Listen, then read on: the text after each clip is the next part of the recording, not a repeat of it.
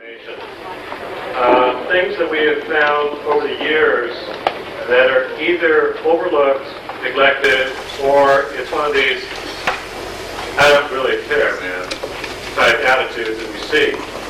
Now, it's either the attitude on the part of the owner, it's the attitude on the part of the mechanic, but there are some attitudes that we as human beings tend to express in our aircraft or as mechanics that can lead into trouble. Now, you'll probably never see a picture like this again. This was taken back in Savannah on the airplanes when they were being produced back there. So we might call it nostalgia. Anyway, the first slide, or the first segment that I want to deal with, is a subject that many of us really don't like to get into. It's the most boring subjects in the world: FARs and paperwork. Now, in the maintenance field, there's an old expression, many of you have probably heard it before: the airplane will not fly until the weight of the paperwork equals the gross weight of the takeoff of the aircraft. So, that's particularly true. What you're looking at right here is the enforcement activity of 1987, which is several years ago now. And this is something that the FAA came up with, and these are the basic violations in order that were found with regards to light aircraft. And right there it says there are 6 violation areas. First one, records and logs, or maintenance records. And it was due to inadequate and or non-compliance with Part 43.9 and Part 43.11. That has to do with the sign-off in the logbooks for inspections, whether it be 100-hour inspection, annual inspection, 50-hour inspection, whatever type of inspection is being run, or progressive inspection if your aircraft's on a progressive. And 43.11, which happens to do with maintenance. I may have this reversed, I usually do. Anyway, it's not having the information in the maintenance records of the aircraft current and up to date, and a lot of stuff missing. Now, how many of you are familiar with Part 91? Anybody give me the title of Part 91, FAR Part 91? Somebody got it. Some of us are Canadian. Part 91. Yeah, some of you are Canadian. I'm sure there's a counterpart to this. All right. Part 91 is General Operating and Flight Rules for the American folks. What's the counterpart up here in Canada for that? Anybody know? 571. Airworthiness Manual 571. Yeah, in other words, it applies to operating the aircraft in controlled airspace, we have our weather minimums, things like that. Oh, no, Part that's the Air Regs, what? Part number? No, All right. Now, for those folks that are from America and then up here in Canada,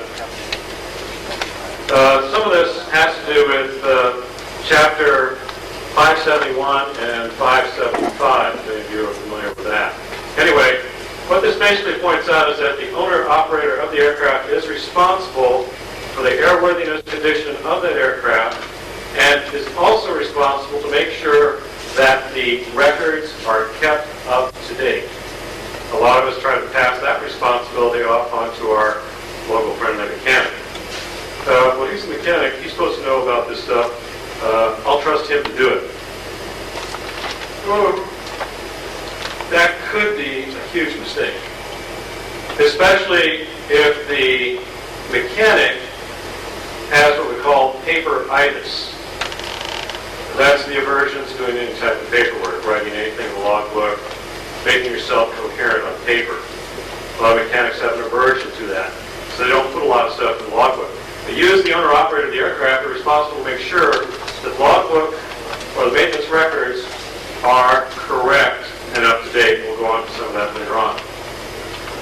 Airworthiness directives not being complied with, unsatisfactory inspections, mechanical repairs incomplete. These are all sorts of things that the FAA has found and violated people for, whether it's the owner-operator or whether it's the mechanic.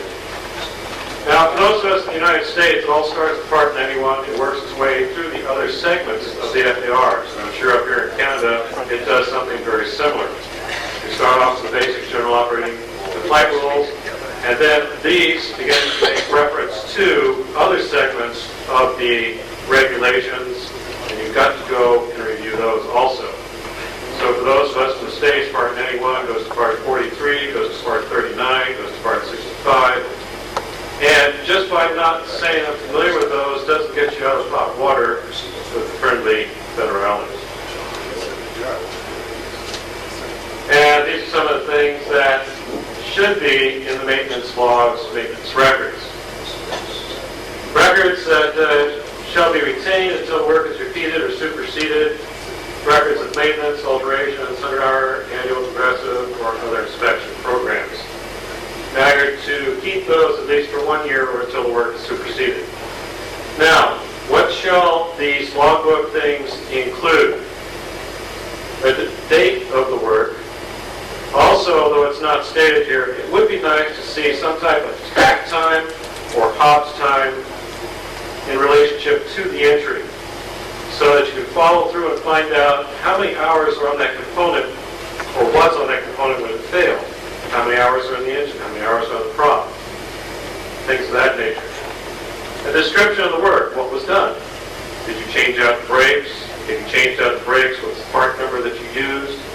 The FAA now, statewide or stateside, is becoming extremely picky and critical about the information contained in logbooks. A general description of work doesn't cut the mustard anymore. Something that has just recently come out, those of you who are in Southern California, we have something called SoPilot, or SoCal Pilot, something like that. And in there, it has been written by the FAA exactly what they want to see in logbooks now. Not only does it want to see this basic information, but it wants to see ATA chapter code, where you've got this information to do the work, part numbers, manufacturer of the part. So it's going to start becoming more detailed. And for mechanics especially, this is important to do. It keeps us 9 times out of 10 out of hot water if something goes wrong. How many AMEs are in the room? Okay. Any AMPs? Okay. IAs? Okay, what's the counterpart here in Canada for inspection authorization, IA? The AME is the same thing. AME is the same? Wow. Except we can't overhaul power plants. Oh, okay. Everything that's put the tankers. Well, these are some of the things stateside that they want to see. If you have any other questions on this, I'll go over it with you on an individual basis. Now, on the inspection of the aircraft, annual inspection,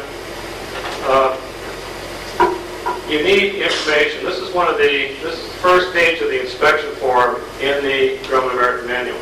Now, if you're going to work on your airplane, either as an owner or as a mechanic, one of the regulations states that you must work by or have in your possession, not 2 blocks away, not someplace else across the earth. You must have in your possession a current copy of the manufacturer's maintenance manuals, parts manuals, etc. Now, in the Grumman American Manual, when you get into Chapter 5, which deals with inspection procedures, this is the first page of the 100-hour or annual inspection. Now, a lot of you people are having your inspections done by people that are other than Grumman American qualified or experienced mechanics. Is this not true?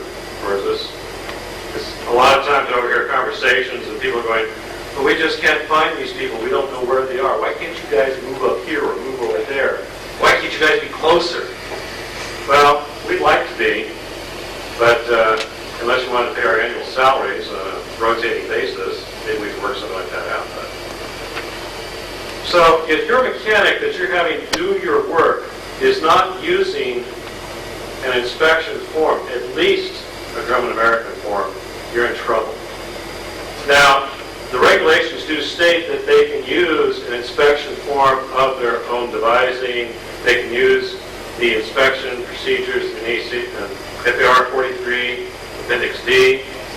Not a real great outline for Grumman's, So what I would suggest is the next time you have an annual done is that you copy out of your manual this segment. It's 14 pages long. Take it to your mechanic and say, here, this is what I want you to do. It is my airplane. It is my responsibility to make sure it's airworthy. This inspection list is exactly what you need to do on the airplane. Now, if he doesn't want to do it, find somebody else. Be in much better shape. When they sign off the logbook, they should be putting stamps. They can put a stamp in it. Part 43, 9, and 11 talk about this. I'm sure if you look through your logbooks, a lot of you are going to see rubber stamps. That's going to read something like this. Date, cat time, in number of the aircraft, and it says, I certify this blank, whatever it was, engine airframe. Has been inspected in accordance with a 100-hour annual 50, whatever it happens to be. Inspection found to be in airworthy condition. Any discrepancies found were corrected as noted for the details on file. I've looked through logbooks, folks, for annuals, both on airframe and engine. And all I've seen is a rubber stamp, page after page after page after page. The rubber stamp is okay, but it is not complete. Because at the very bottom of this page, it makes reference to a whole bunch of FARs, which have recently been changed and moved, by the way. So if the mechanic is not making the entries for 43.9 and 43.11, then we've got a problem. And up here in Canada, there are counterparts to those regulations that are found in, let's see, I did have it written down.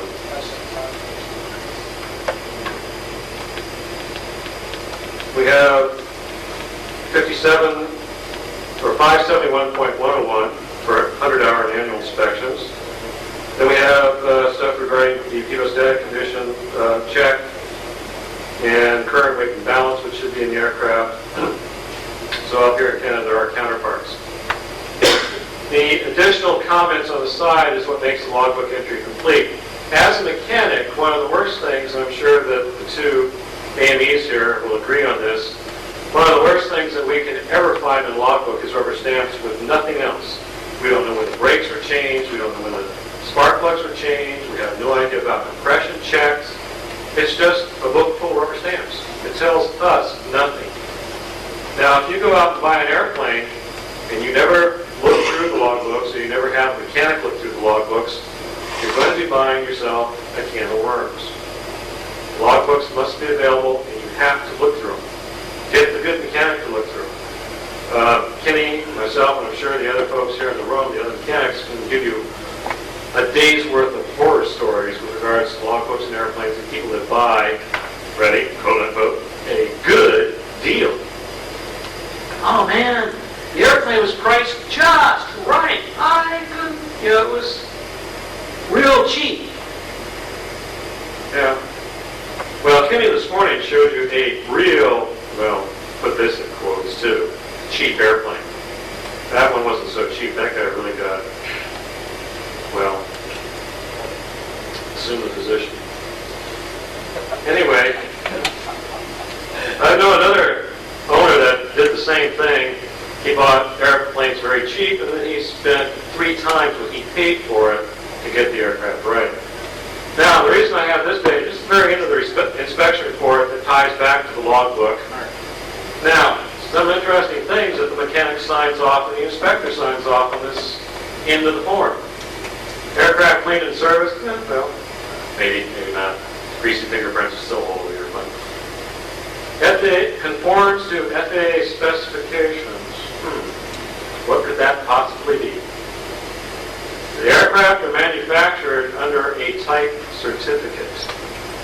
When the mechanic signs that line, what he says is not only does the aircraft meet this type certificate, the engine meets the type certificate, and the propeller meets the type certificate on that aircraft. That's what the mechanic is saying. So this might be a real interesting little page page to show to the mechanic that's been signing off your annuals year after year after year and saying, what does that mean, conforms to FAA specifications? Ask him that question. And listen very carefully to his answer. If he blows it off, you haven't gotten an answer. You probably don't want him playing with your airplane. A good mechanic will have a copy of the TCs for our airplanes in his possession that he can go and make reference to make sure that the airplane conforms to those types of certificates. Yes, sir. Well, what's on those things? I mean, I'll show you in just a minute. Okay, I'll show you in just a minute. We're going to get there. The airworthiness directives. How many of you got a list of your AD notes in the back of your log books or maintenance record? Is that good? Are they up to date? Sure? Positive. Okay. It's one of the last ones on the four-place aircraft and the Cougar was 89-1802. Anybody have any idea what that applies to? Fuel tank sealing. You bet. That's the last one out. Say again? I had it done before the AD cut. I didn't know it was coming. I know. There were some airplanes out there that had tank leakage, and we got hold of the new stuff to seal the tanks prior to the AD note coming out. So when we read that, we went, well, at least I won't have to do it on that airplane. You just sign off the AD as being previously complied with. All right. Manufacturer service letters and bulletins. How many of your mechanics have copies of these things that apply to our airplanes? And they're signing off annuals. They're signing that line. Yes, sir. It was my understanding that compliance with manufacturer bulletin is an option. It is. However, I will caution you on that. His comment was, service bulletins are an option for compliance. This is true up to a point. If the service bulletin is tied in with an airworthiness directive, it must be complied with. Well, for example, I believe it's been a bulletin released by Gulfstream Aerospace prior to turning over the manufacturer to American General, coming out with a position against auto. That doesn't relate to any other AD of the aircraft, but Up to you. I chose to not comply with that. That's fine. That's fine. Now, the only other caution in regards to those service bulletins, because some of them say mandatory on them. Now, as far as the FAA is concerned, unless it's tied in with an AD note, it is non-regulatory. The gotcha on this one is your insurance company. Some insurance companies look at those service bulletins as being airworthiness items. If you as an owner have opted not to comply with a service bulletin, that's fine with the FAA. It may not be great with your insurance company because if your airplane crashes and they can relate it to that service bulletin from the manufacturer, you may not get paid. So this is kind of like pardon the French here, damned if you do and damned if you don't situation. We as mechanics get hit up with this all the time because we see these service bulletins and letters come out. We like to advise the owners to go ahead and do them, but again, if it's not tied in with an AD note, then we can't say you got to do it. All we can say is, well, it's up to you. But we will make notes in the logbook that the owner has opted not to comply with the service bulletin at this time. So we cover ourselves in this. Owner's manuals in the aircraft, pilots operating handbook, whatever, papers in order. Papers mean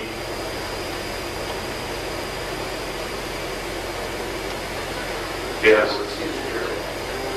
Airworthiness certificate, registration, pilot operating handbook, current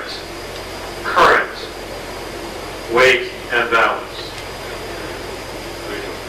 radio station license, and equipment list. Now, I understand up here in Canada there's a few other additional things Russ or Doug, what are some of those items in addition to what we just listed off? Well, we have to carry an annual airworthiness inspection report stating that it's been complied with. We have to carry a valid record of our insurance. We're carrying adequate insurance. The journey logbook has to be carried on board, which you folks don't have to have. In all, there's about a dozen items that we have to have. Right. 10 pounds of paper. That's why we're slower. So out there in Canada, you folks have a few more pieces of paper to carry around than we do down in the United States. But we still need, especially current weight and balance in the equipment list on board the aircraft. Now when I say current weight and balance, I mean just that. How many of you have added equipment to the airplane like, a fire extinguisher, or you may have taken off a collie prop and put on the Cincinnati prop. You may have done an engine change, taken out the 108 horsepower engine, put in the 150 or 160 horsepower. Is that reflected in your weight and balance? Has somebody written up the weight and balance information for your airplane? Because if they haven't, your airplane is technically not airworthy. Now, there's a lot of stuff that you'll see from time to time. We like to add little goodies to our aircraft. And you'll see notations made in logbooks like, this was added, DGT system, CHT system, smart scanner, this and that. And it only weighs 0.7. Big deal. And that one over there, it only weighed maybe 0.8. This one over here, 0.6. But what follows after a lot of these entries in the logbook is weight change, negligible. Well, after you've added about 5 or 6 negligible weight change items, your empty weight of the aircraft may have just increased 5 pounds, 10 pounds, whatever it happens to be, or 2 pounds. So your empty weight is now off. It's not what's reflected on the weight and balance report. So you might want to breeze back through those.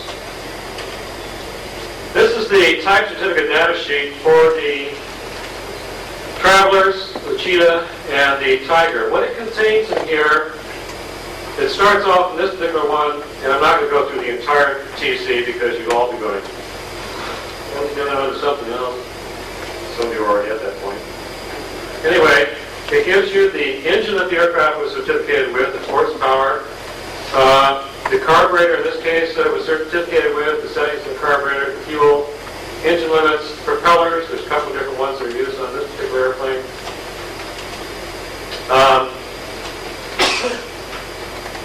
Propeller spinner, airspeed limitations, CG range, and this CG range right here, folks, is not the empty weight CG range. This CG range here is the operational CG range. Empty weight CG range, you probably will never see fall inside these numbers. Now, for those of you who haven't played with weight and balance since, private pilot days? Somewhere way back then. Those of us who are mechanics, that was way back in school someplace, I think. Last time I figured what it is. Anyway,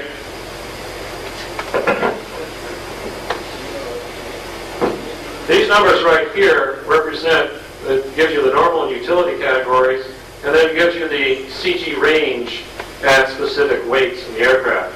So that's the operational CG range. Once again, it talks about props. Now, as you get down to the back end of the TC, or type certificate data sheet for most any airplane, what you're going to see is a certification basis. How are airplanes certified, under what FAR part number or whatever it happened to be.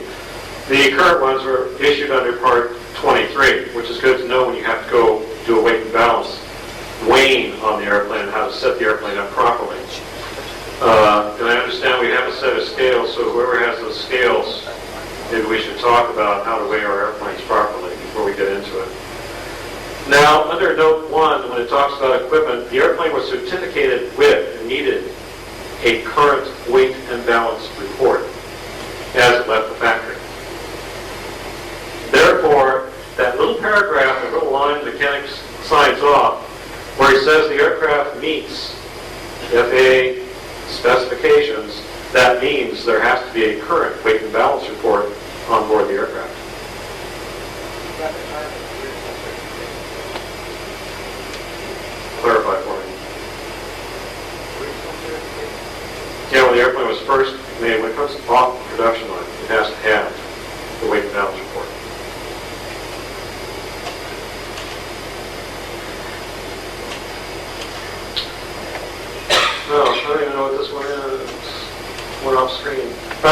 the type certificate data sheet for the engine. This is just one. This is the 0360. Again, all sorts of information on it.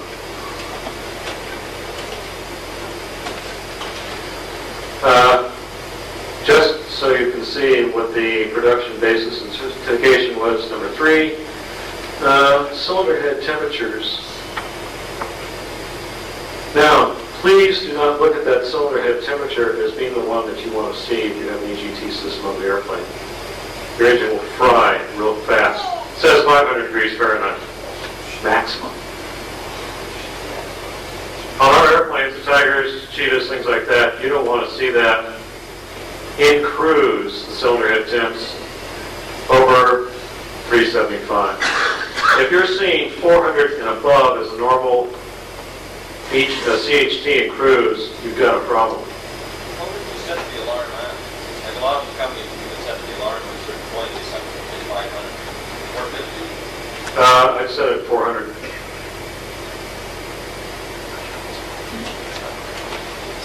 This one happens to be for the sensitive prop on the airplane, the TC, so your mechanics should be familiar or have copies of this. And the TC number, unfortunately, ran right off the screen off into the corner. Now, on the face of the prop, in case you want to get some numbers off of it, you have a model number. In this one it says M74DM. And then right there where it says pitch, on the prop, if you ever want to see what the pitch is, it's usually stamped right there, 60, 61, 57, 55. Anytime you change the prop pitch on your aircraft, what was there originally needs to be overstamped so you know what the new pitch is, and that should be written into maintenance logs. You can see the overstamp on this one. That's not really readable, but it's this mess right over here. It says 61. Okay, some of the stuff you know on board. The current weight and balance. Now, if you're curious about, you've been hearing a lot about these MELs, minimum equipment lists. All right, that particular regulation, when you read it, happens to be a little bit nimbus. You have to really pick your way through it and try to find out what are they trying to say.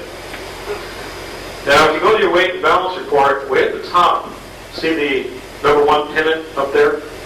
Right after the number 1 pennant, it says RSOA. What that refers to is required, R stands for required items of equipment for FAA certification. They must be on the airplane. They must be working. That's the way the regulation reads. So when you come down your weight and balance or your equipment list, they will give you a number. There will be a letter after the number to identify with number 1 up there. If it says R, it has to be on the airplane, and it has to be working. It is required for Part 23 certification. Now, in that FAR, when you read it, it says that if you're going to make up a minimum equipment list for the airplane, it cannot contain, that minimum equipment list may not contain anything that is necessary for certification. So it would be a real project to go through this list and pick some of this information out, but I'm not going to belay the thought. And then, as a standard item, it was always optional replacing required items and A, optional equipment, referring to standard items. Status of equipment, you can see here is either X, N, or L. X if it's installed, L if it's not. The folks at Grumman tend to put everything on this list that was possible for the airplane, almost. If there's going to be a change in the engine or the propeller, make sure you scratch out what's there and write in the new information. The Lycoming operating handbook, of course, you probably won't see this type of engine sitting around in a Tiger. This is an IO 540 or a TIO 540. All right, the proper logbooks on board. And the states now are required to have a propeller log in addition to the engine and airframe log. If you're going to be doing work on your aircraft, this is what you need, folks. Not only the parts manual, the maintenance manual, but there's some other books included. Now, your mechanic should have this. I hope. In addition, we have the Unison Master Service Manual. That's for the magnetos. 4200 and 4600 magnetos that are now being installed in the airplane. Parts manual and overhaul manual for the engine. 0360, 0320. This particular direct drive overhaul manual covers the 0235, 0360, 0290, 0320 engines. And it can be used. So I suggest you do use it. Don't try to digest and by golly your engine. Don't try to put things back together like, oh gee, I think I remember. You know, if you're helping your mechanic or if your mechanic is putting it back together, ask him if he has these manuals. If your mechanic doesn't come up with these books, you can be in a world of hurt. Something might go back together wrong. As one of the recent articles in the Star, Bill was telling us about. Yes, sir. I carry those things for most of a few other conventions here too. Yeah, they're helpful. First two manuals. Yeah. Now, that one, the black one over there on the end, Products Catalog, Cleveland Wheel and Brakes. The maintenance manual up here does not give us all the information we need to know on the Cleveland wheels and brakes that are on our aircraft. There's another publication I did not put up there, but it's this one, Wheel and Brake Assemblies Components Maintenance Manual. This is for our wheels and our brakes on the Grumman aircraft, and also AGAC at this point. This has got a wealth of information in it. I finally found out in this book what the proper torque is on the axle nuts. If you try to read it in the manual that is provided by Grumman, it says, sort of slight drag. Well, slight drag to you and slight drag to me are going to be two different things.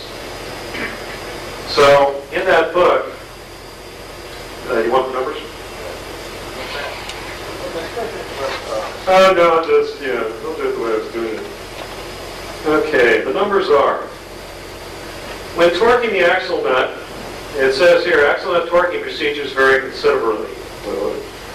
The following procedure is based on the best available service information. Now, this is general information, and it does work. And I'd rather use part numbers here than the, well, whatever feels good that's talked about in the maintenance manual. Okay, when torquing the axle nut, on the main gear, yes, thank you. You rotate the wheel and tire assembly while you torque the axle nut 150 to 200 inch-pounds. What that does is seat the bearings in the cones.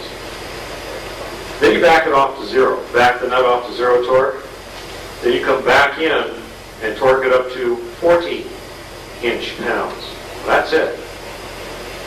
And that's all the torque. 40 inch-pounds. What was the first number, 150? 150 to 200. Back it off to zero. Back the nut off to zero. And you unloosen it. And then retorque the nut while spinning the wheel again, or just rotating the wheel, not spinning it as fast as you can, but just rotating it nicely to 40 inch-pounds. Now, in most cases, the castellated nut, 9 times out of 10, is not going to line up with a hole. It's going to be a half a castellation or more off. If you're within, in regards to the hole, if you're within a quarter of the castellation, go ahead and tighten it to the next castellation. If not, the procedure then is to take that axle nut off, go get another one, and retorque it. If that one doesn't work, then you take that one off and put on another one. And I've been through this exercise before, because all the castellations are not necessarily in the same place. The threading is not the same on the nuts.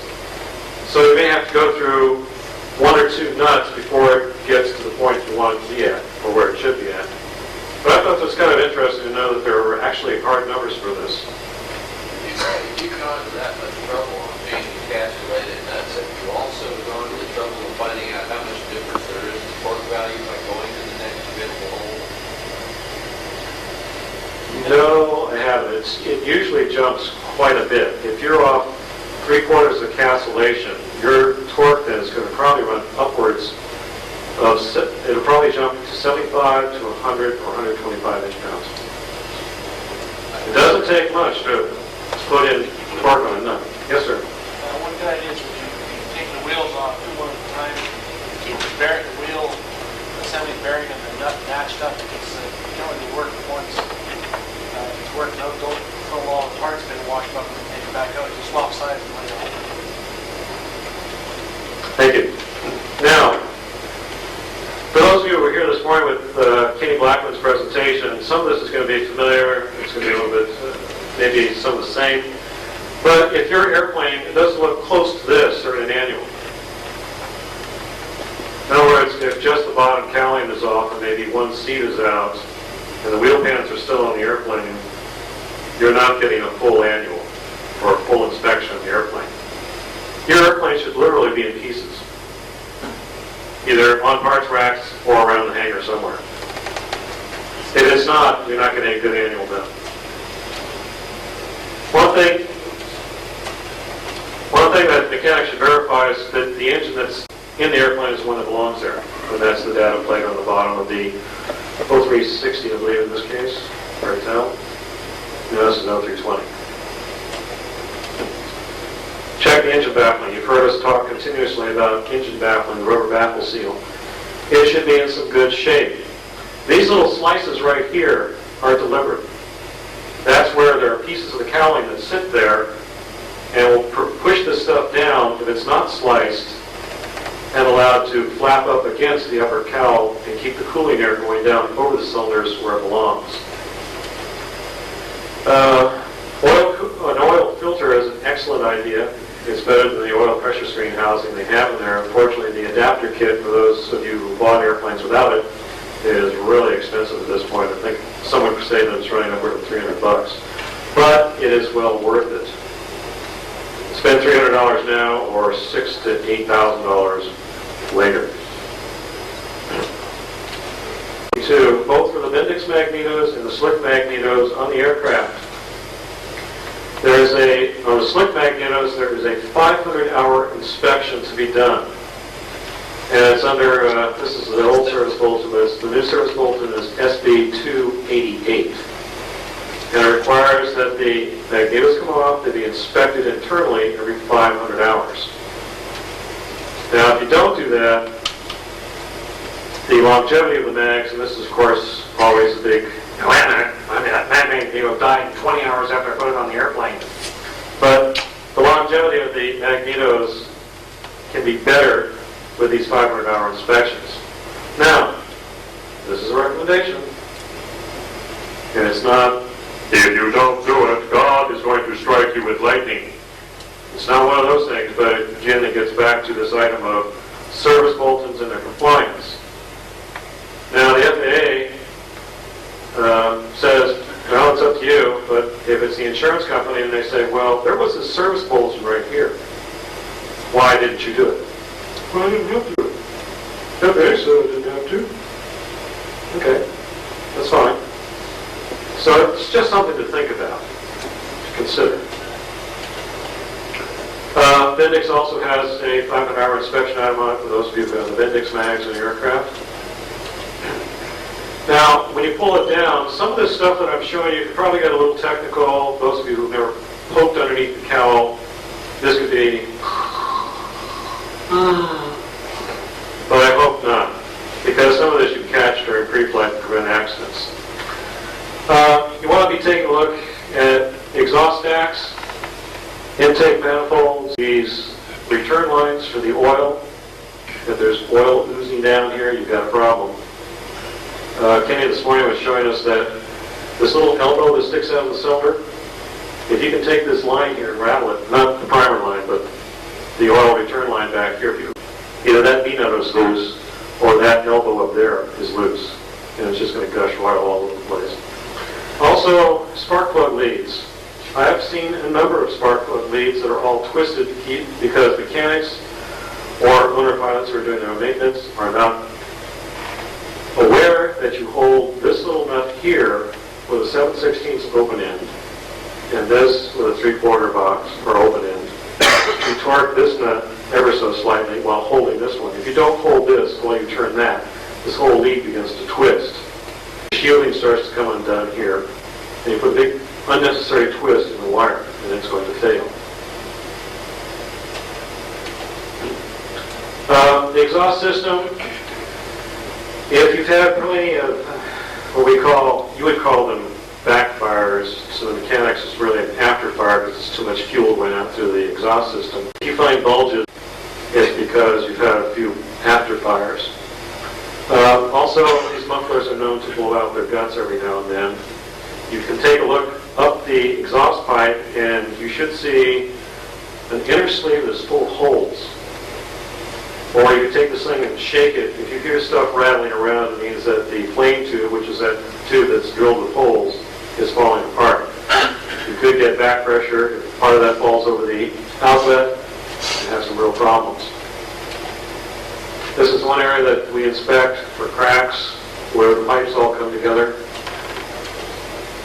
Now, when you go to loosen up these bead clamps, as they're called, we recommend I use what they call Croil, excellent penetrating oil, or use mouse. WD-40 does not do it, but Croil does, and I recommend that you loosen up these bead clamps before the exhaust goes back into place. Croil, K-R-O-I-L. And unfortunately, it's a mail order item only. Why do you take the drop on the edge as opposed to the clamp?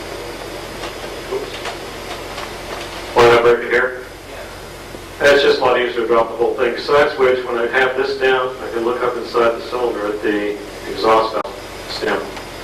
That's why. And I'll show you why in a minute.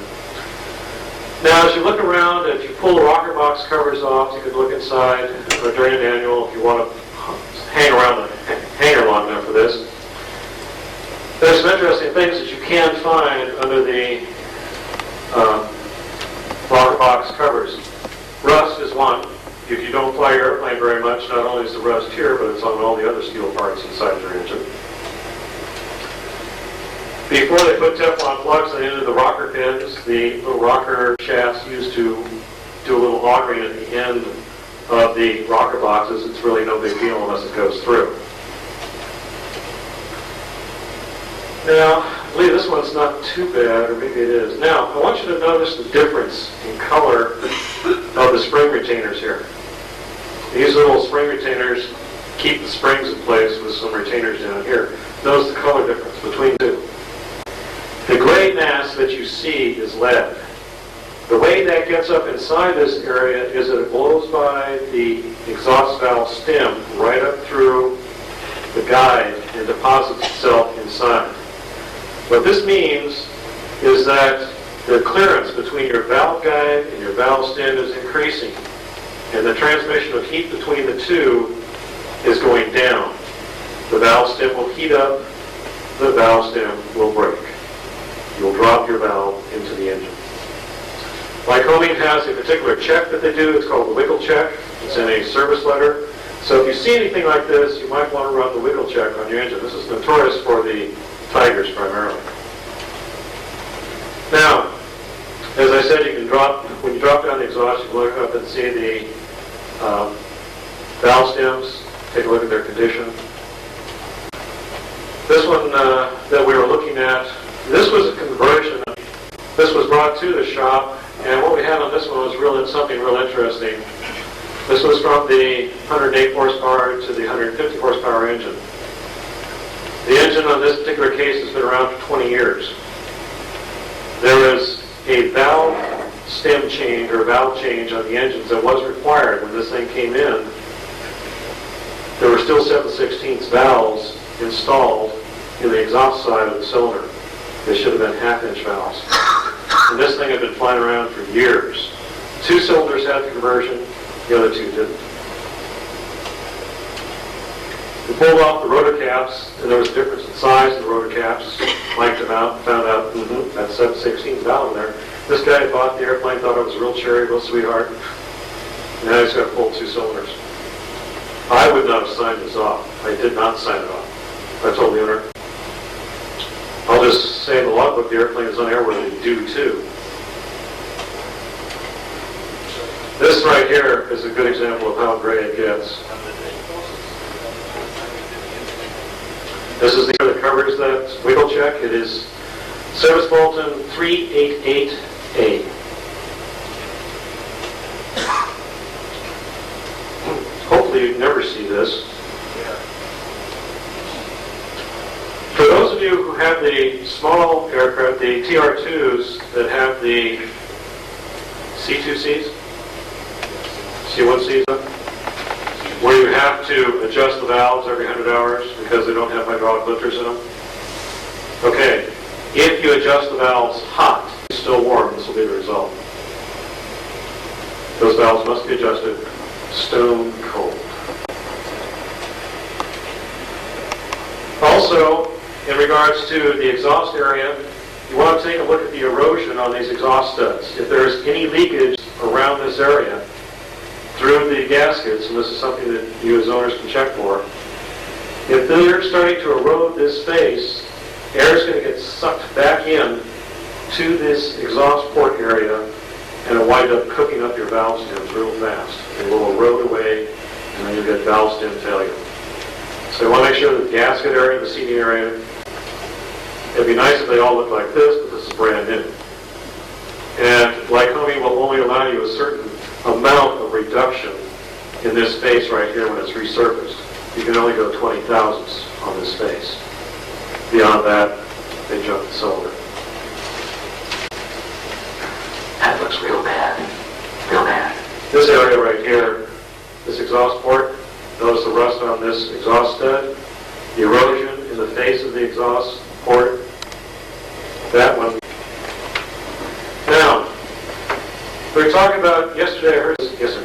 On those exhaust studs, do you have any favorite techniques for removing them? Being quite honest, I don't remove these things. I take it over to the engine shop and say, here, bless it, make it better. Going the wrong way. Now, oil return lines we talked about before. This right here is what we call the inner baffle seal. It's a piece of metal, and if you look down, you notice on top of your cylinders when you open the cowling, there's this piece of metal with a little hook on it. That hook kind of disappears in between the two cylinders. Well, the other end of that hook is this piece, right here. Now, when engines are reinstalled in aircraft, depending on the detail that the mechanic wants to give, sometimes he doesn't watch the routing of these oil return lines, and they start to rub against the inner baffle seal.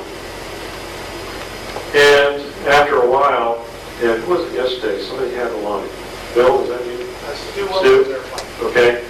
There are other things around this area that will also eat into these lines. The one that Stu had was the clamp on the accelerator tube that came off the left side below number 2 and number 4 cylinder that feeds the air into the... Well, that will cause problems up front if you don't turn the clamp around properly. Also, that tube itself, it's called scat tube. It's a hardwired tube covered with silicone. It's ducting, as you guys probably have seen, the red stuff that runs around inside the cowling. That wire in there will sit here and cut these things in half too. So these oil return lines, the clearance between the parts and the engines are very critical, otherwise you can have oil leaks. Where? Primer lines. Kim Blackman's presentation was great. The primer line coming out of the firewall to the T, and right there at the T is where all fuel squirted out. It would be great for starting. Just throw a match in the cowling. Hot start. But take a look at the primer lines themselves where they come off of the primer manifold, where they go into the cylinders, because this end up here is silver. It will be prone to cracking.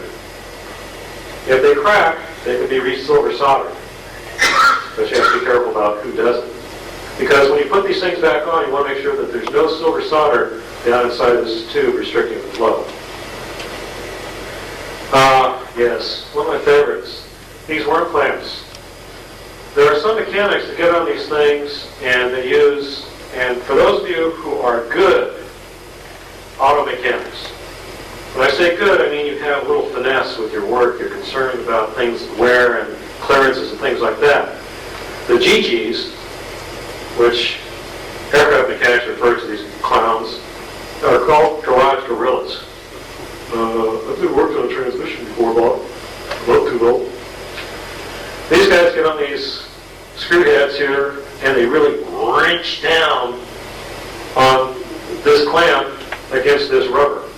So if any of you have ever seen, when you take these things off, the impression of the segments of these clamps in the rubber, that's what we call cold flow. It's because it's been over tightened. These things only have a specific tightness to them. If you go beyond that, things begin to leak. These right here are not too bad. Also, you have to be concerned about the positioning of this end of it. Is it going to rub against anything? Or is it rubbing against anything? I can't believe this one. This is one of those couplings for the intake system that you were just looking at, but this was signed off as being airworthy and legal on an annual. Should never pass. Or this. Birds like to build their nests in different parts. Yes, sir. One thing I found on those intake tubes is the CVN 172, 3 out of 4 of them were not even connected to the inlet side of the engine. They were sitting on the hose or on the inlet elbow, and they were butting up against. And I looked at them, I could slide a knife blade up through each one, 3 or 4 of them. And the guy never complained about lean nature or anything like that. He said it worked just fine. But 3 or 4 of them were not connected to the engine. What does it do if it gets a backfire to the intake system? I don't know. All right, these are the inner baffle seals, the lower portion. If your airplane has been sitting around without plugs in the inlets or other areas of the airplane, birds tend to like to nest in there. Also, you want to be checking the board mounts, the shock mounts of the aircraft, make sure they're looking good, that they're in good shape, because they do tend to deteriorate. If your shock mounts look like this, replace them. Yes, they are expensive, but it's much better replacing them when they need to be, rather than letting them go and suddenly the engine starts wandering around inside cowling on you. Now, if you can see this one, I'm not sure if you can, way down here, that's deteriorated. That should not have been passed on an annual inspection either. The cables that come out of the firewall that are clamped like this, it is extremely important that the little rubber in there, if it has rubber, is tight against the housing. The reason for that is that if this housing moves back and forth, the full control travel on the cable will suffer. You will not get full rich or full lean. You will not get full throttle. So it is extremely important that these be checked. If the rubber is deteriorated, replace it. Also, once again, you can see the yellow up there. This is the mixture control for the Tigers. Also, the book, Brainchild, I mean, just because people say expert doesn't mean you're expert in everything. You don't know everything either. I found out that there's a definite different distance between this point and the top of this arm when rigging up the mixture control on the Tigers. It has to be a certain distance to get this thing to work, and to work properly. When I hop back in the airplane, move the mixture control, I'm going, gee, this thing really works nice. It's never worked this way before. It was really kind of interesting. I really shouldn't quote it. It's 0.9 of an inch, 9/10 of an inch. If you take a look in the, I've got the 18th chapter, chapter 73 of the manual that was given to you. Now, this is the carburetor heat arm on the airbox of the Tigers. The Shakespeare bolt that comes down through this thing, that's that thing that has a little stud like this with some screws on it, drilled at both ends. You pass a wire through and you crank it down with some nuts on the other side, washers. Right. Well, the old one, it augered out. I mean, it just cut a big hole in this thing. It was ready to drop out the side. What we had is I had a welder. He ground off this weld, took the old arm off, put the new arm on, same material, a little thicker though. This grommet at the back of it, and there's one on the other side, I'll show you in just a minute. These grommets have a habit of sitting there and wandering inside this metal, and eventually what they do is they wear out a hole. So this valve gets real sloppy in there. As it gets sloppy, it works that hole right there. So we did, we put on new grommet on the other. As it gets sloppy, it works that hole right there. So we did, we put on new grommet on the other side, and then we suggest on this side, a new hole to accommodate the grommet. How we got this on, we epoxied it on to structural adhesive. This black stuff is a firewall sealant that we also put around the rest of the airbox to seal it all off. And now that valve doesn't wander. It works real smooth, and that's just something that I thought I'd bring to your attention. Those of you who have the Travelers, the Cheetahs, there's little notes on that boot right there, connects the airbox to the carburetor. Sometimes these things are known to split, and if they're split, you have to replace them. Also, are you aware of the retention screen replacement on your airbox on the Travelers and the Cheetahs? Everybody aware of that one? Who was not aware of it? Okay. This is also an AD note. So this service bulletin is connected to an AD note that talks about the replacement of these retention screens.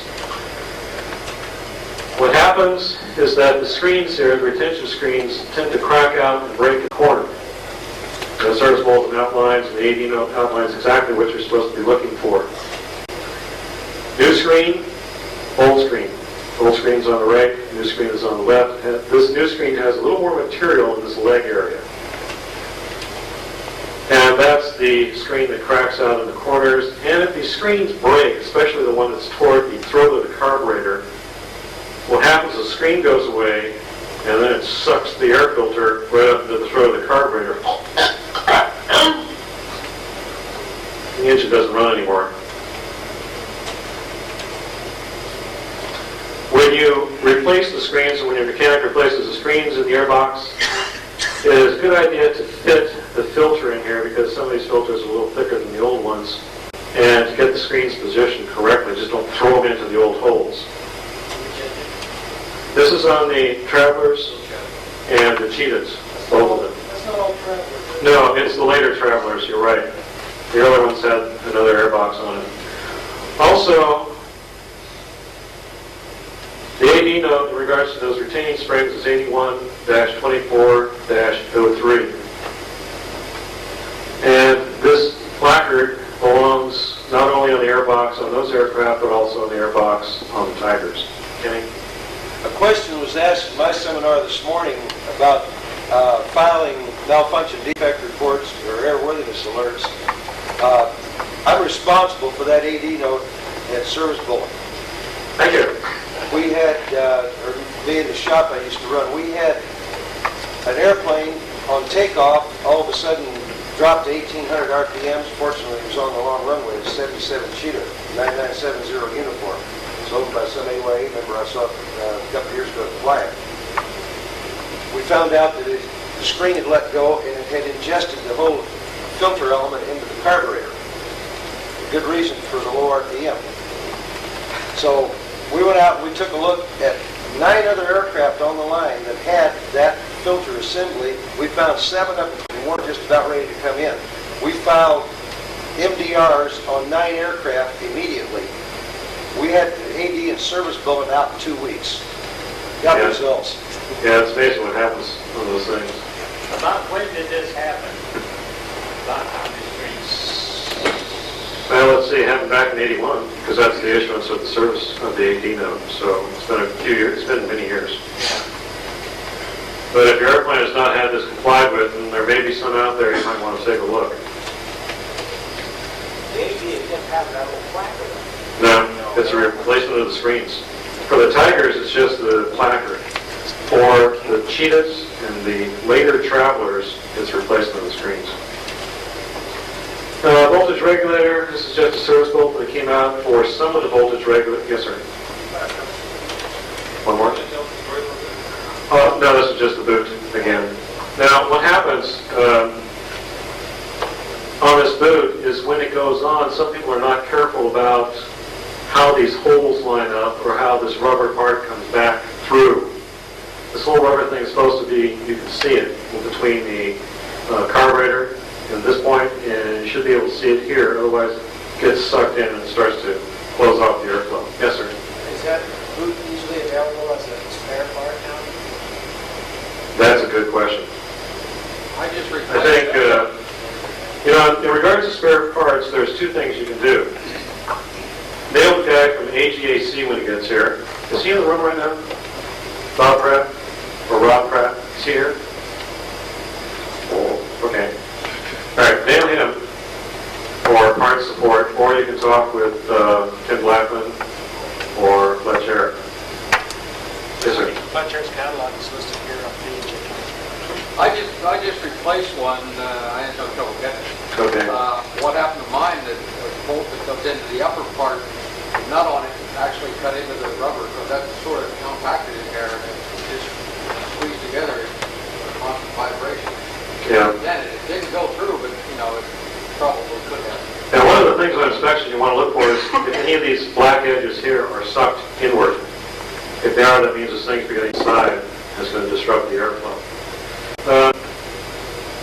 Let's take about a 5-minute break, just so you guys can stretch. Those of you who are going, and this isn't really that interesting to you, have a great afternoon. Those of you who want to stick around, do so. There's much more to come.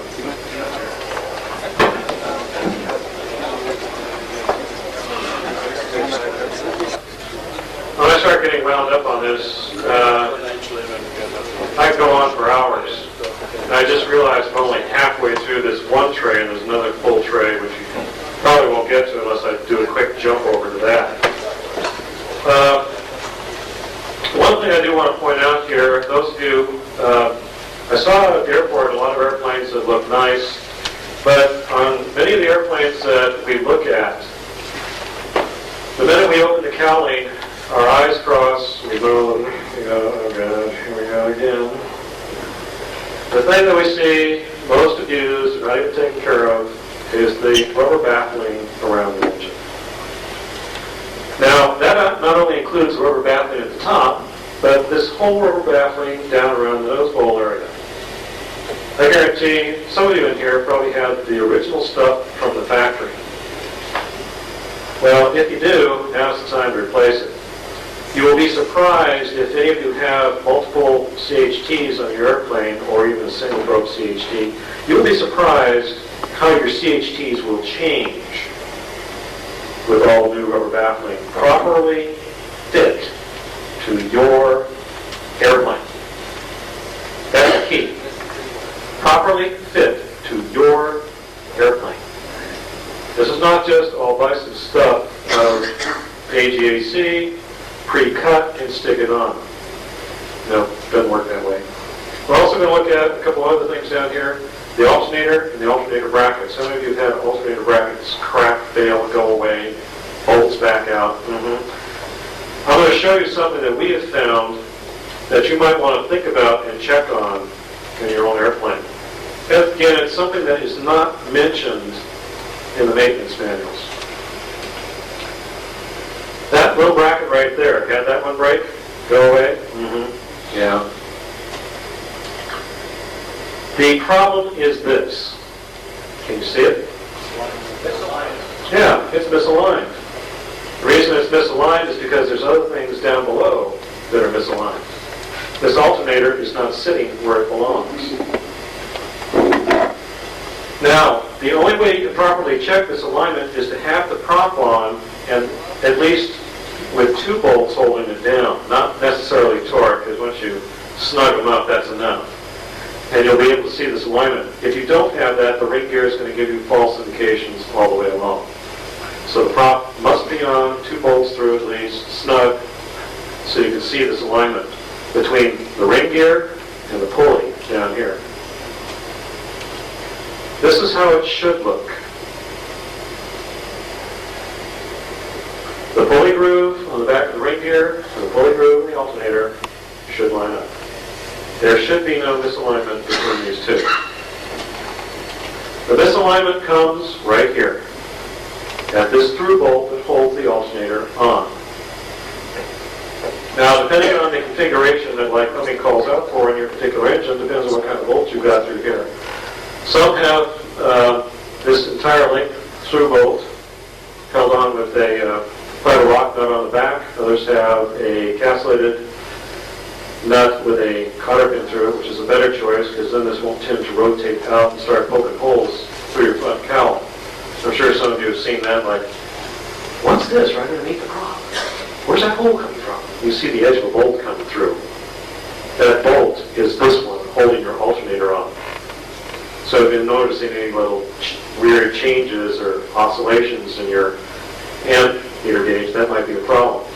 But the spacing between this bracket right here and the alternator right in here is what needs to be changed. Now, at the very top, you will see a gray piece right here. Okay. That's a very small shim to space this arm out, so it's in alignment here and alignment here when that bolt up there is torqued down. So we want to check when these things, this bolt is tight, this one going through here, don't put anything through that one up there necessarily, but see where it falls. If there's a space in there, it's going to have to be shimmed up. If you try to crank down, you're loading that arm and it will crack. It'll fail. The back and forth motion here to align the pulleys comes back up in here. You can't really see it in here, but there's another two shims sitting back here between this support bracket, which goes across on the engine, and the back end of the case. So those are a couple of items to check on the alternator. And by doing those things, you'll probably find that you'll eliminate that little problem of cracking brackets on your alternator. I found this out on a Cherokee 6 too. The guy went through 3 of those U-shaped brackets in about 3 months. Finally went, wait a minute, there's something wrong. Yes, sir. Isn't there a service letter that gives a part number for those shims? From Lycoming? I believe it is. There may be. You may be right. So I'd have to go back through there and find out.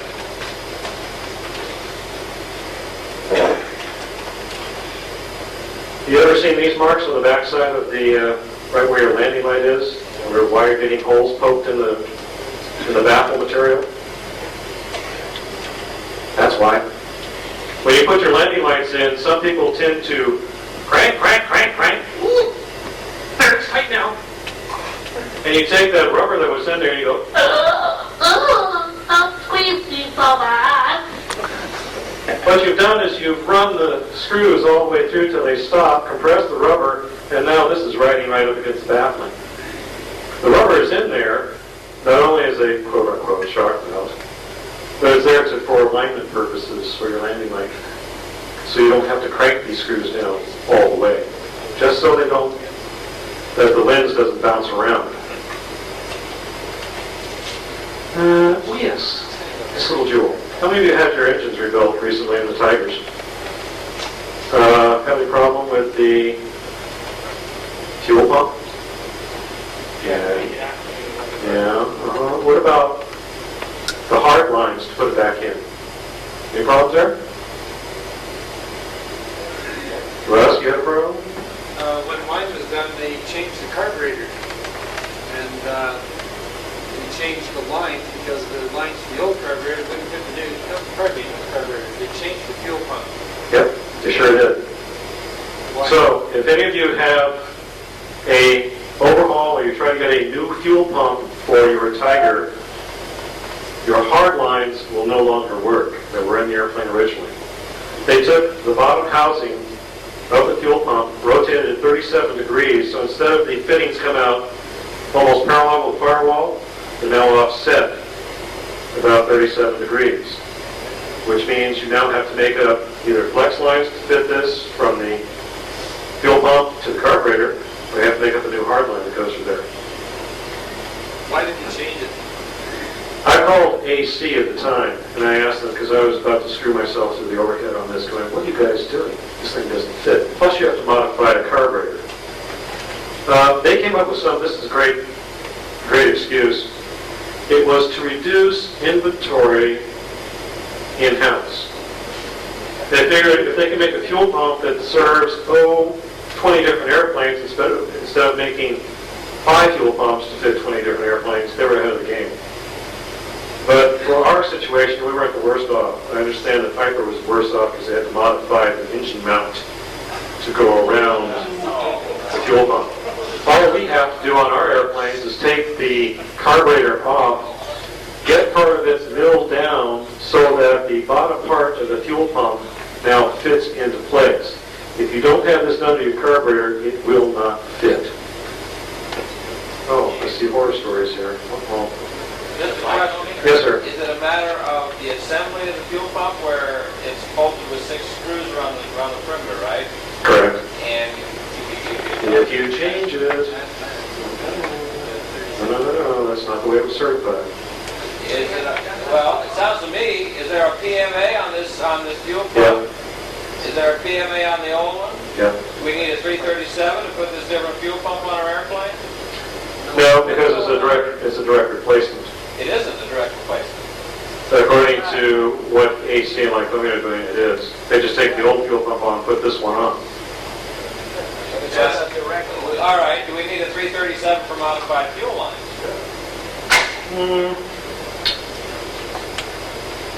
Do we need a 337 for a milled down carburetor? No, because it's covered in this service letter by Lycomia. Kenny, do you have a thought? Yeah, there is a service kit for all models of airplanes, including all of these lines and fittings, which worked real nice. Unfortunately, they ran out of them. They don't exist anymore. Now, the fuel pump is also about an inch longer. That's where you run into the clearance problem. But I just found out last week there's a company that rebuilds the airborne vacuum pumps, I think it's called Ratco, that now is rebuilding the old style fuel pumps. That's the answer. Get the rebuilt old style fuel pump, put on the original lines. That's about 5 or No 6 kids, of those things. it's an exchange deal. When mine was done, they told it was mandatory to change this fuel pump. The old one was working okay, but the fuel pump was stuck on, and I think it cost me something like $300 for the 2 lines, 4 blue fittings. That's why it was mandatory. Yeah. This right here happens to be the service kit that covers the fuel pump change. This is the one that Gulfstream came out with after this all happened. When we called up the factory, they told us we weren't supposed to have the problem for 6 months, and we said, why? It says, we don't have the lines made up yet. It's still in experimentation. We went, great. With, you mentioned flexible lines. With flexible lines, an accepted method of... Yes, they are. What year did this start? I'm looking for a date on this. No, yeah, I'm not sure what. It was back around 78.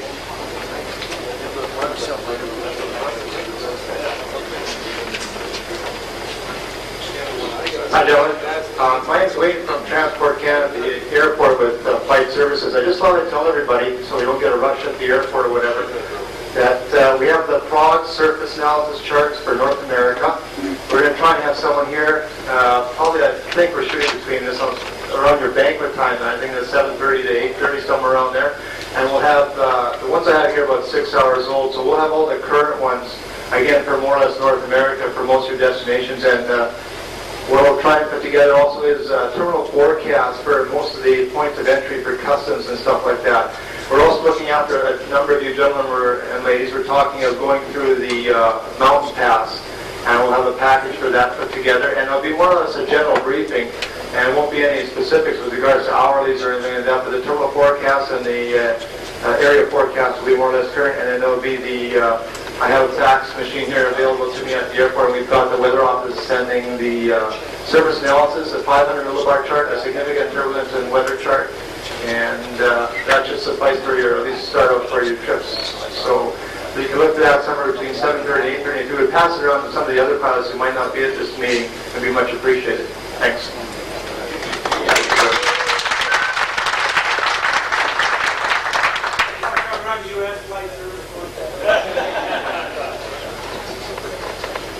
Okay, again, our baffle seal, the metal baffle seal.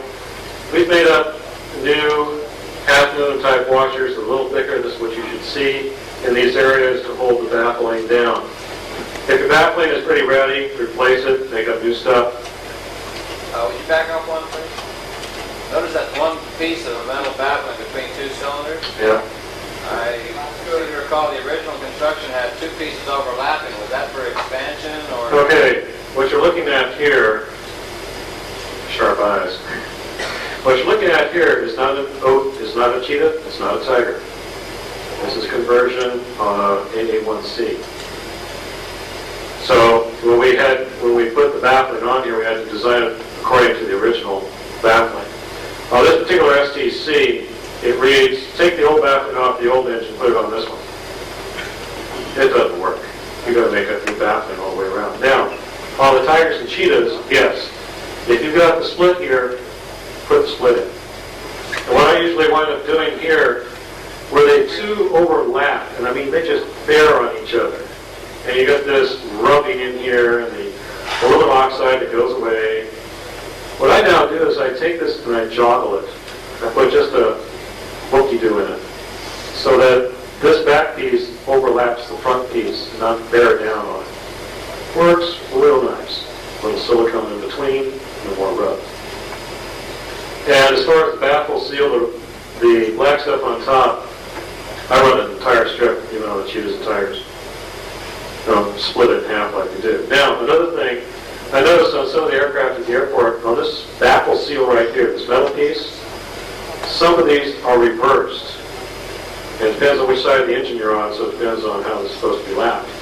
If this front piece here, you're looking at cylinder number 1, if this front piece here overlaps the back piece, air just goes right out here, you lose part of your cooling. So you want to make sure that the back piece on both sides overlaps the front piece.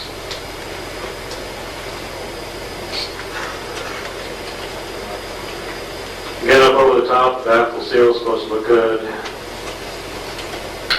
Now, on the original baffle seal on the engines, they had a particular width up here on this side. And that's cylinder number 1. You're looking out this way, this is the front. That's cylinder number 1. That's fine. This baffle, this width of the baffle seal works real well there. However, over on cylinder number 2, it won't work. Can you see why it won't work? Sure. But the factory originally made the baffle seal around the nose bolt the same width all the way around. So over on the left side of the engine, you lost a lot of cooling because baffle seal did not come up against the nose bowl where it belonged. So if you're making up new baffle seal for the left side of the engine around the nose bowl, that's going to have to be about a ½ inch wider or an inch wider than what the factory put on there originally, and this all has to be custom fit. You will have to make a cutout for the landing leg where the baffle will come up against it.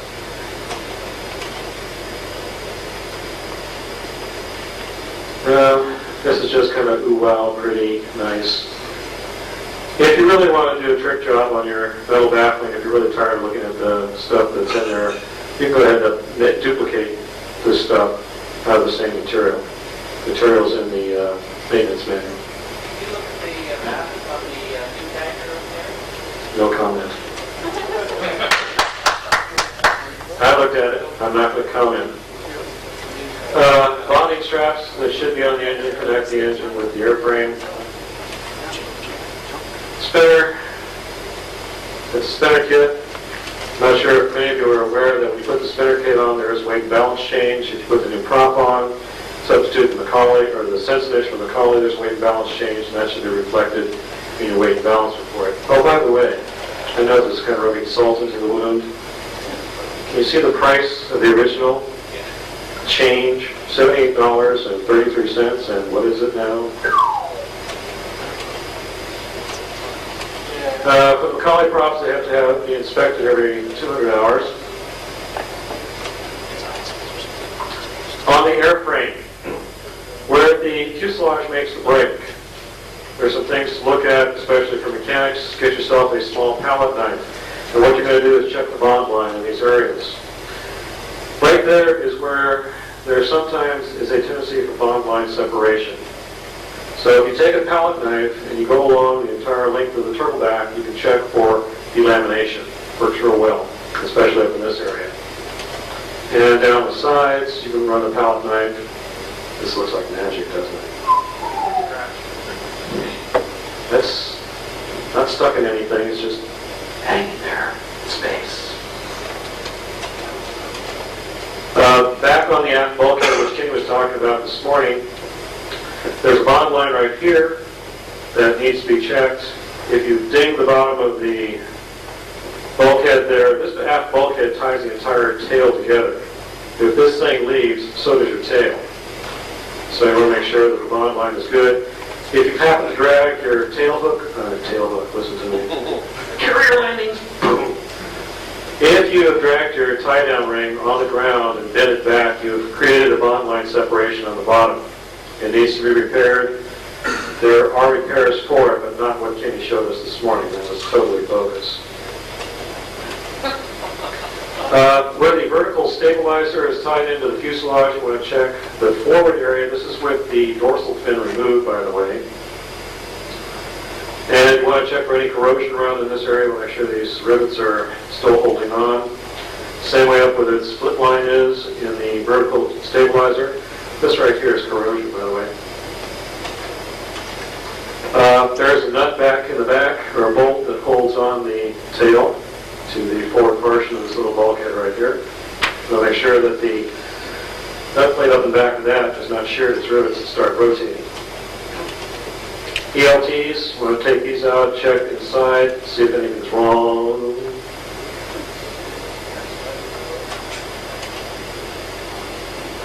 We were kind of wondering why the ELT wouldn't work. It kind of went, "Ooh," and that's the only signal we could get out of it.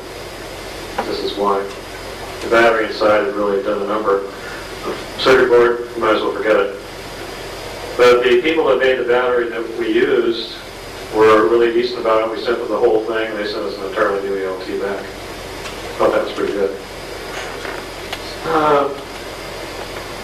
Outboard elevator drain holes on the back of the elevator. Somewhere in the factory they forgot to put in, properly locate the drain holes underneath the elevator, so this has application to some aircraft.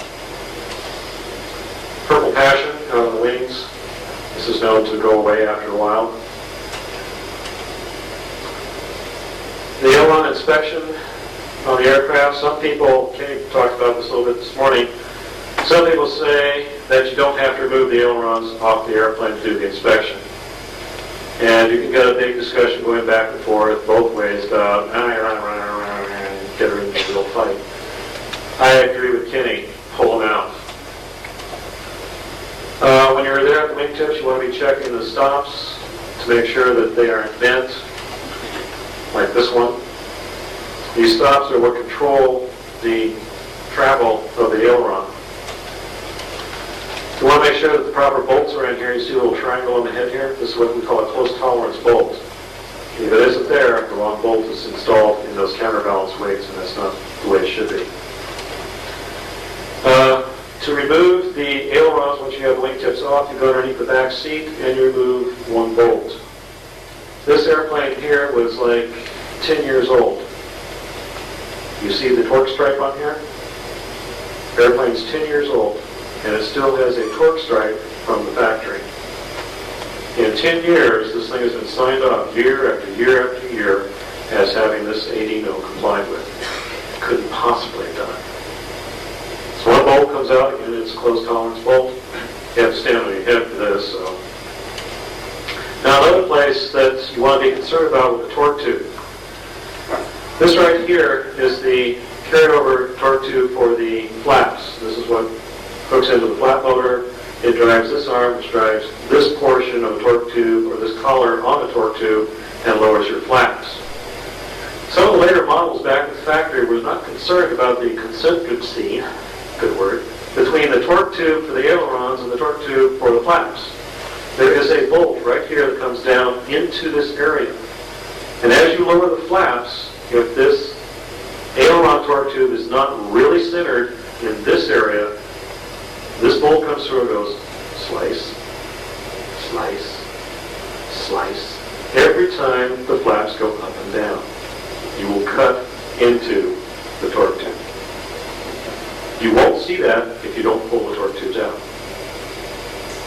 So those of you who are curious about some of the compliance with AD notes and does this really have to be done, pulling the aileron torque tubes all the way out, you bet.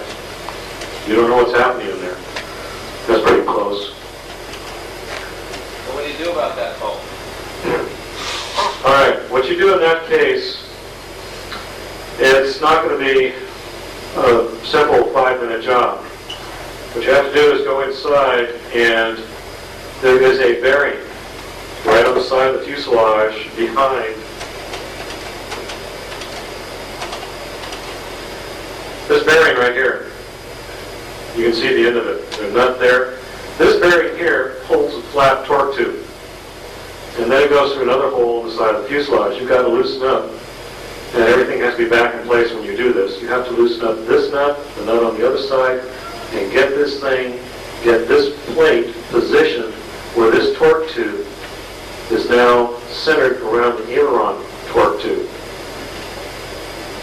Now this is nothing that a owner should get into. If you're not a mechanic, don't even bother playing this game. But you know what you're looking for, and if it is occurring, you can tell your mechanic what needs to be done. Of course, your mechanic can probably say a few other words to you too. But once you've adjusted that particular bearing area, they should line up pretty well and will eliminate that problem. Hopefully that bolt's not too long. Those of you who have modified ailerons will see the plug in them. This is one joint they want you to look at during the aileron inspection. They want you to check for looseness of that joint. Any cracks in the bearings on the outer portion, support brackets. What causes those cracks? They can be a number of things. Slamming your controls, not having control lock in. Is it primarily not being back around in the wind? It could be, I'm not going to say that's the only reason, but there could be a number of things that could cause that. This is the service instruction or service bulletin for the inspection and repair. This is a particular joint that they're concerned about. Once again, the black marks are where the torque tube has gone through, and these are where it rests in the flat, and the flat tends to wear on them. Sometimes you'll have to go in and clean these out. Now, if they wear down too thin, then you're in trouble. I think, what is it, Kenny, a reduction of 30 thousandths in the wall, and then it's history. Fortunately, on some of the torque tubes in there, the factory was kind enough to leave the manufacturer, the mil spec number on it, like 6061, T3, or T6. They left that on the tubing, wall thickness, outside diameter. That was very nice of them, because before that you couldn't find it. It was like, no, you have to buy this from us. Now that I know what it is, I'm going, no, I don't. Just go down here and get it. Now, underneath the back seat, there's also an area. This screw right here, and there's another one on the other side, will adjust the plate where the aileron torque tube comes by into the bell crank area where it picks up the control cables. That's just looking at back and toward the tail to make sure that the balance resistor is in place for the flashing beacon. This bulkhead in the back of the tail is to be looked at, along with your static lines, your O plastic or vinyl. Kenny talked about this morning a little bit. This is the seat mount that sits on top of the spar. You all familiar with that? How many of you have seen these things with the seats out of your airplane? Okay, these things stick up. They're held on by 3 bolts sometimes. These bolts have a little bit of a tendency of backing out. So during an annual inspection, this is definitely one of the things you should check is the seat support brackets that bolt into the spar. Make sure that all of those bolts are tight. All of them. Because you can come by and go, wiggle, wiggle, wiggle. Is that the bracket that wasn't installed and said it breaks and the seat goes backwards? No, not this one. That was another one. That was up in the seat itself. You could. They go into a nut plate, a self-captive nut plate in the back, but they just have a tendency of backing out. But if you want to lose, you have Loctite, I don't see a problem with that. This one is really backed out. Okay. I'm probably overtime at this point. I'm not quite sure what time I'm supposed to get off. You have another half an hour. Keep going, you're doing well. All right, if anybody wants me to go into the wheels and brakes, that's the next portion of this. If you want to see horror stories on that, great. If not,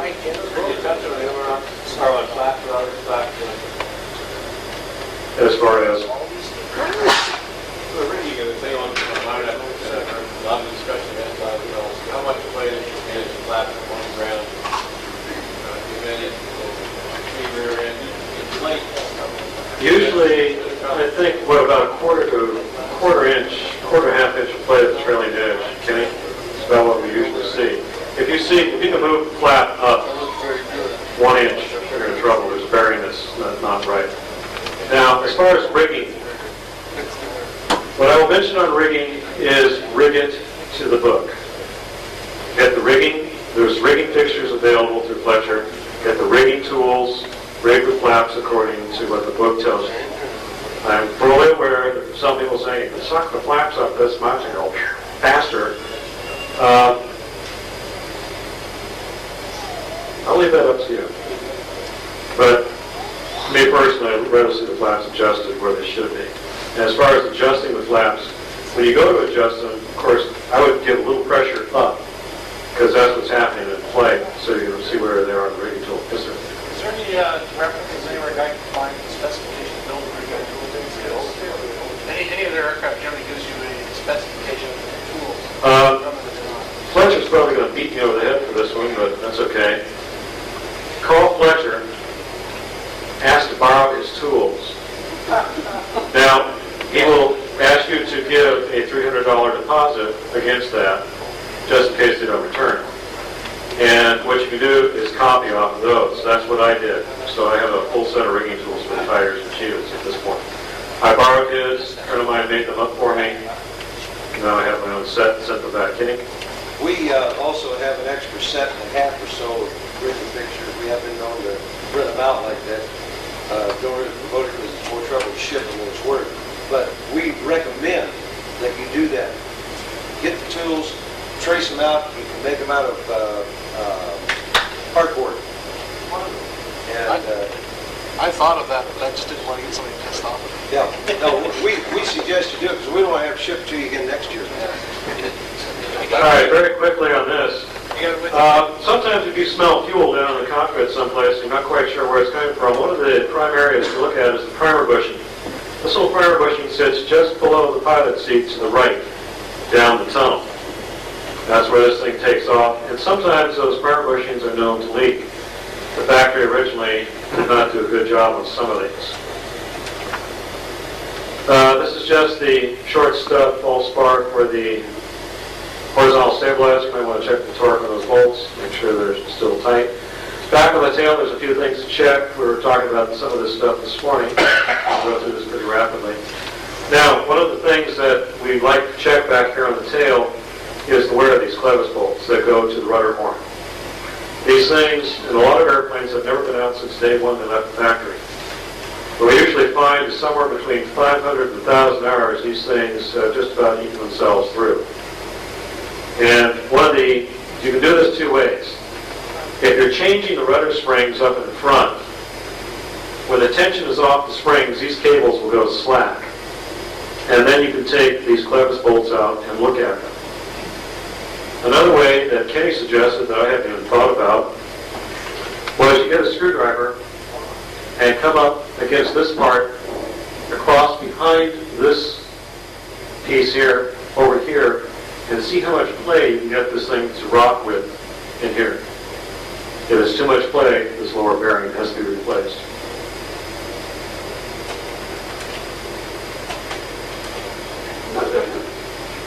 One thing that I do on these right here,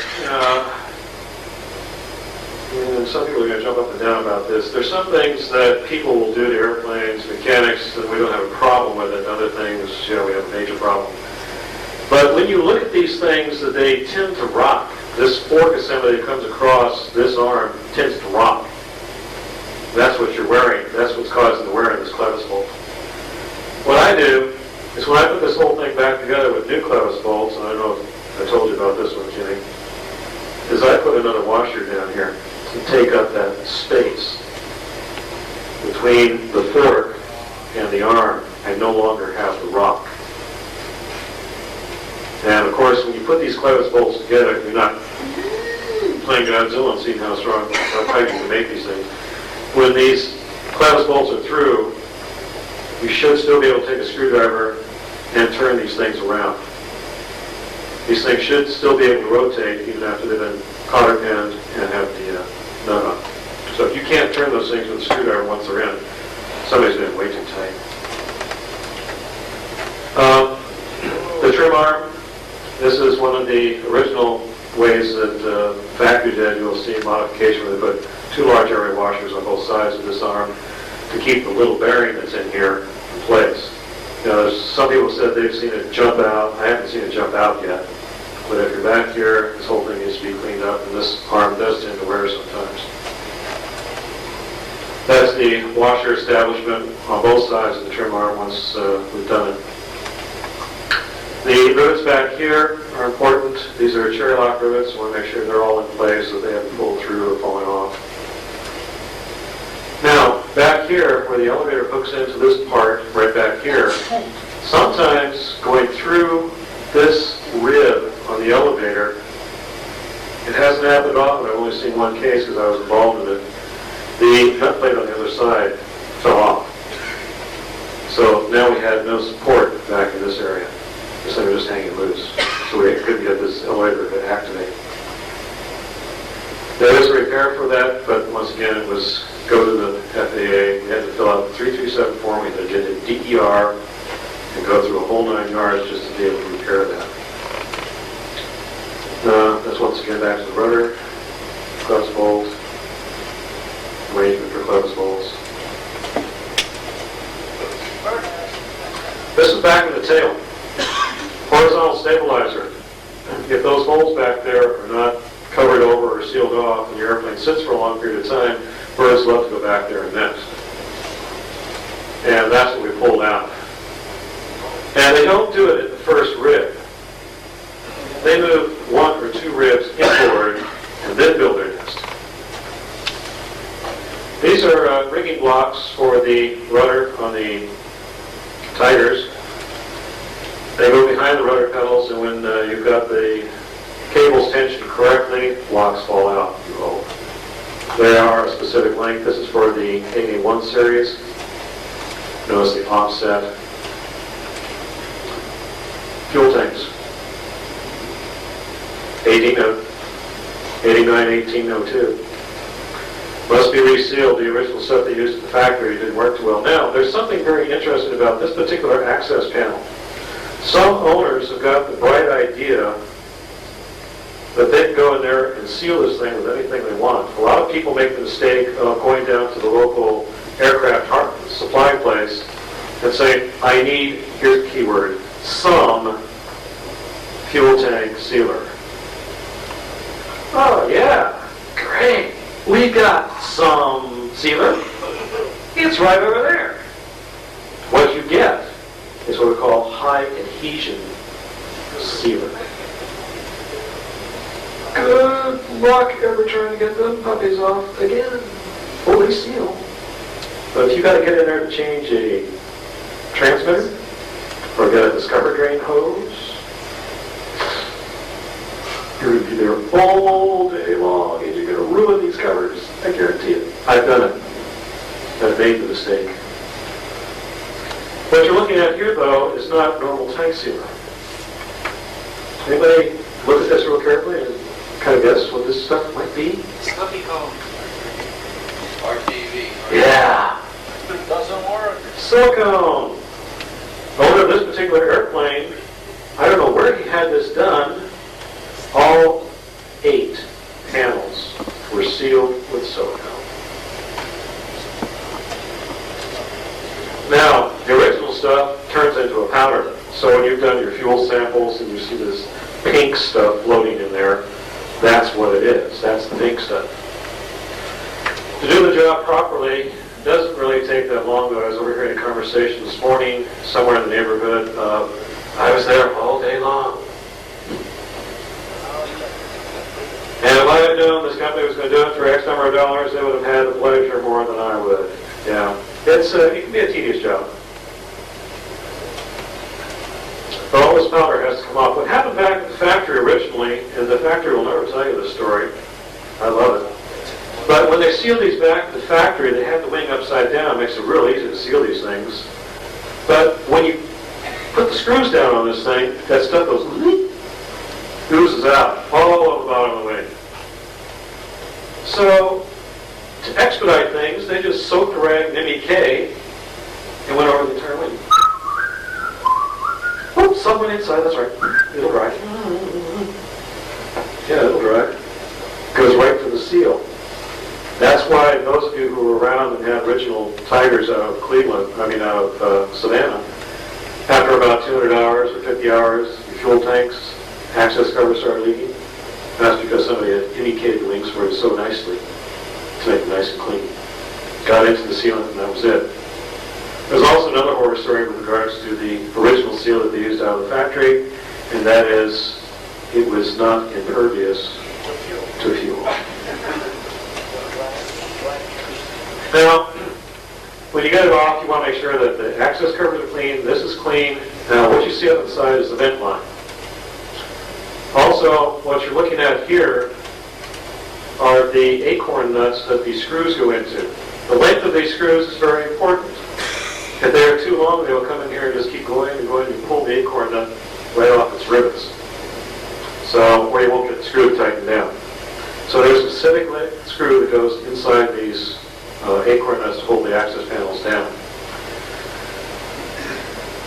That's what was inside that fuel tank with the silicone. Almost looks like escargot without the shell. Think about this next time you're going out for escargot, folks. That's a fuel flow transmitter. You can barely see it, I guess. You want to check that if you're in the tanks. When you're resealing it, make sure the float doesn't stick to the bottom of the tank. Back up one slide. Having done that, another thing to check there is that gasket that supports that whole assembly. I pulled out an original, then there's a second. Yeah, those gaskets tend to go after a while. They'll crack. And you'll look up through the inspection pan, you'll see the fuel streak down, the dry fuel stain down, so it's time to replace it. Going the wrong way again. Inside where you put fuel, this is what's called the scupper drain. It drains, where the fuel oil goes. Sorry. Well, it's supposed to drain it overboard. If after you fill, it will do the job. Now, the reason this happens, you curious? Anybody curious why this happens? Yeah. Good. Yeah. Well, that's part of it. That could be part of it. I'll get to that one. Back at the factory originally, another factory story. I wish who was here to listen to this. When they put the torque tubes or the nose struts up in there, they were all painted. They had zinc chromate up there. This is a close fit in here. So if you have too much chromate on there, it won't go in the hole. So the boys down the line were complaining about this and told the boys in the paint shop, hey, knock it off with a zinc chromate, or it's too thick. Okay, we'll do that for you. So they taped it off. So the area that went up inside here never saw zinc chromate a day in its life. Now, where were these things built? Savannah, Georgia. High humidity? You bet. Steel on steel. I love it. It's great. So we stuff it in here. It sits on the ramp. Month after month after month. This high humidity. And then it starts. The oxidation starts. It's wonderful. We're going to bond this thing together. It'll never come off. That's the story. They didn't zinc chromate this thing, so it rusted as the airplane sat.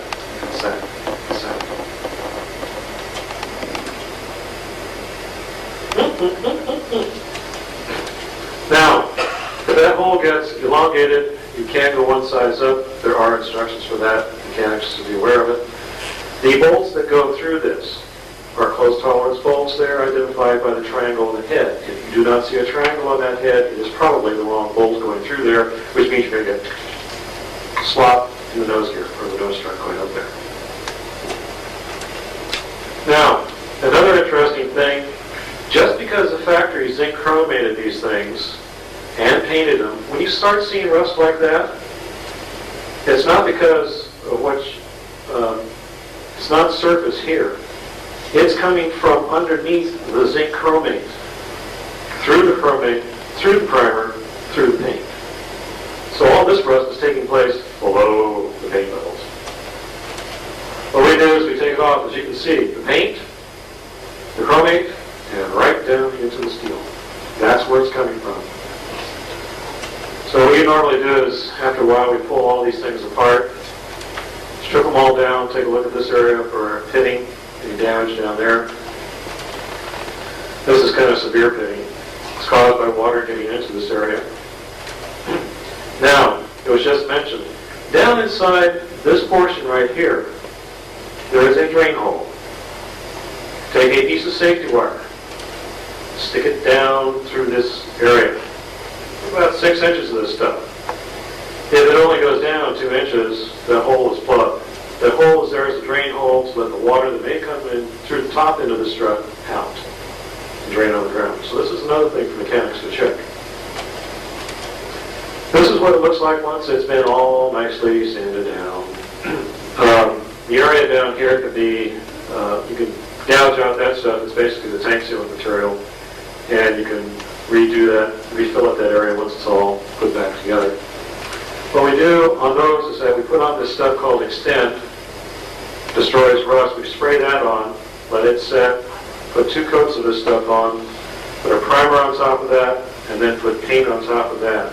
We'll let this whole thing set for about a day or so, and it really does a nice job. Yes, sir? Could you go back one picture, please? That tab that's stopped with the nodal steering. One aircraft out there, the North Caribbean, was broken off. Is there any repair for that? The tab has been sheared. No, about the only repair I can say on that, unless Kenny has something else, is this lower cup, correct me if I'm wrong, Kenny, this lower cup can be debonded off of here, and you replace the cup. Otherwise, it's used nose strut. Kenny, do you have a thought? That's not something that you do out in the field. I would suggest that the best thing to do would be talk to, was it Frank Johnson? Yeah. And because he has the STC and PMA to put that stuff together, and you can probably send it down to him as an exchange and maybe get something out, or he might be able to put another spindle on it. So that lower spindle is removable from the strut. So Yeah, but it's bonded on. Don't try it in No, no. your field. Now, the other thing to be aware of on these nose gear struts is if you have the quote-unquote shop struts on here, there is a different torque value on the nuts than there is on the assemblies without the shock struts, and that value is given to you in the maintenance manual. This is the page out of the maintenance manual that talks about the shock absorber type and the ones without the shock absorber. On the nose gear itself, this is something that some of you may have a problem with. The valve stem. Okay, the valve stem that goes to the inside and the valve stem that goes to the outside but never seems to come straight through the hole. Got a problem? Familiar with it? Hopefully the next slide doesn't. It's because of this. The inner tube on these aircraft have a nut right here. Do not remove the nut. It's there for a reason. The bend in this valve stem is extremely critical. I have found only one inner tube that properly works in the airplane. If you use an off-brand of something like Arco or some other strange inner tube, you'll probably have the problem of alignment in the nose gear. It has to go through this hole, and it has to go through square. If the nut catches on this lip here or on any other side of this hole, that's why your valve stem points off in different directions. on the nose gear. So you can see if it's properly in here by looking with a bearing that's out of the nose gear. You can look down in this way, either with a flashlight and a mirror or just with your eyes, and see if that nut is seated properly in that hole. That's what it should look like. Where do you get that air tube? Say again? What air tube is that you're talking about? The one I found that works is the Goodyear inner tube. Some owners have come up with some other strange, cheapo inner tubes, and the bend is not correct.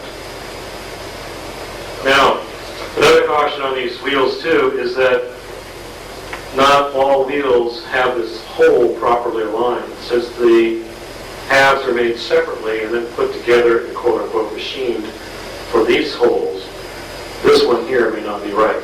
It may be a 16th of a hole off or something. There's a fix, but I'm not going to broadcast it. Talk to me later. All right.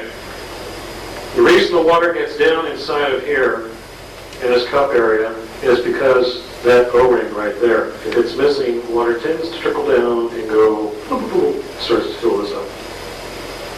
If you have a hard nose wheel steering problem, it's because this area needs attention. It needs to be lubricated. This should be a once-a-year item. Or if the airplane sits and sits and sits, if it's been sitting for 4 months and not moving, I take the nose gear off, clean this area up, put it all back together. Now, another thing. When you tighten up on the nut down here to the proper 22 pounds of pull, if this O-ring extrudes out, starts like bulging out, it's because you need another thrust washer down in this area. There are two thicknesses of thrust washer that go to the bottom of this hole. One's thick, one's thin. You'll probably need an additional thin thrust washer to go down there. How often should you replace the W washers? Probably when you can't get the tension anymore. If you tighten up on this thing and it's tensioned correctly and it's still sloppy, then it's probably time. Or if they're elongated. Sometimes those holes go elongated. What lubrication are we supposed to use on that pivot and on the belt of the Back here, Yeah, what lubricant? LG 7711A. It's a general purpose grease. Another thing you want to check for is the tie bolt that goes through the nose axle. I bet a lot of you have often wondered how the sandhill of those Bellevue washers stack up. Yeah. All right, this is a service instruction out of Gulfstream. If you look at the lower picture, you'll see a stack up of, in this case, you'll see a stack up of 3. This is primarily for the 2-place. You have these Bellevue washers. Let's see if we can do this with real working exercise. They look like that. That's the curvature to the Bellevue. Now, the illustration up here is showing there's a large, thin area washer on top. One Bellevue washer goes this way.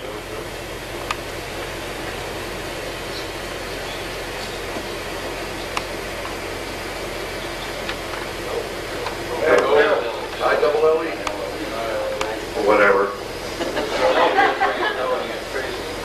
All right, one washer, like I said, is this way. The other two are this way, so they face, concave faces each other. And then there's another large area washer, then an AN 960 and 1016 down here, whatever's required, and then the castellated nut after that.